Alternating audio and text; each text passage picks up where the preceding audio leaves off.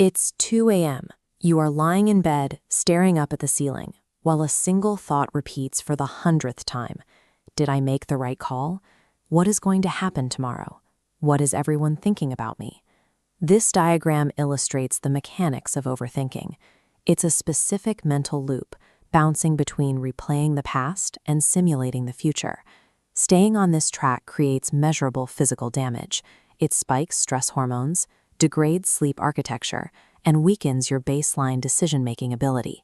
Psychology offers 5 specific, scientifically backed protocols that interrupt an overactive brain and return control of your physiological state.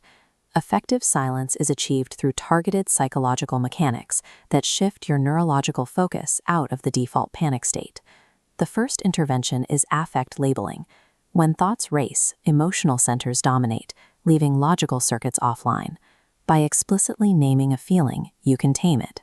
Assigning a concrete label shifts processing power back into the logical center. If you are lying there thinking your career is over, say out loud, "This is fear." If you are stressing over an unanswered text message, say, "This is anxiety." Those 2 words act as a functional circuit breaker. However, even if you manage the nighttime spirals, allowing unstructured worry to contaminate your daylight hours is highly destructive. That leads to the second intervention, the worry window. Clinical experts suggest that rather than attempting to suppress anxiety, you should schedule it. Set a strict 15-minute block, for example, 7 p.m. to 7:15 p.m.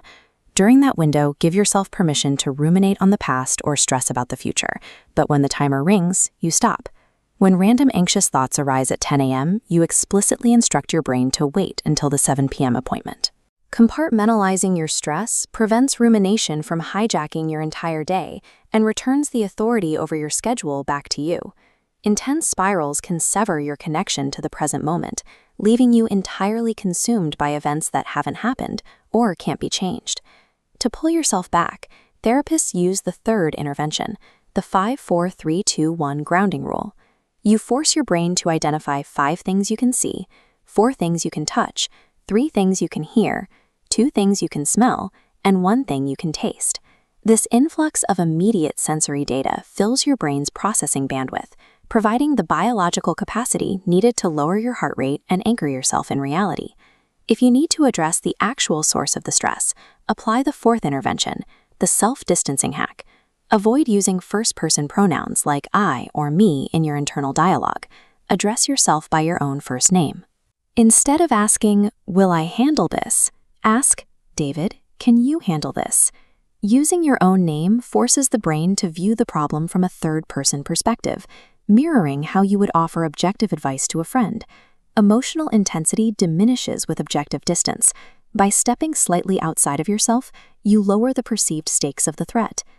And now, the ultimate enemy of overthinking is the 5th and most powerful protocol, immediate physical action. This balance represents compensatory control. Your brain avoids uncertainty, and when it cannot predict an outcome, it ruminates in a desperate attempt to feel in control of the unknown. Passive thinking fuels fear, but physical action creates certainty. Career stress? Update your resume. Physical tension? Do 10 push-ups. Relationship stress? Make the phone call. Executing even a small physical task proves to your neural circuitry that you are capable of acting on your environment. Critical thinking is a necessity, but past a certain limit, it becomes a mental poison that exhausts you without solving the problem. A directed mind, equipped with tools to shatter a destructive loop, provides more stability than a brain forced into temporary silence. If you are actively breaking these mental loops, type "I control my mind" in the comments.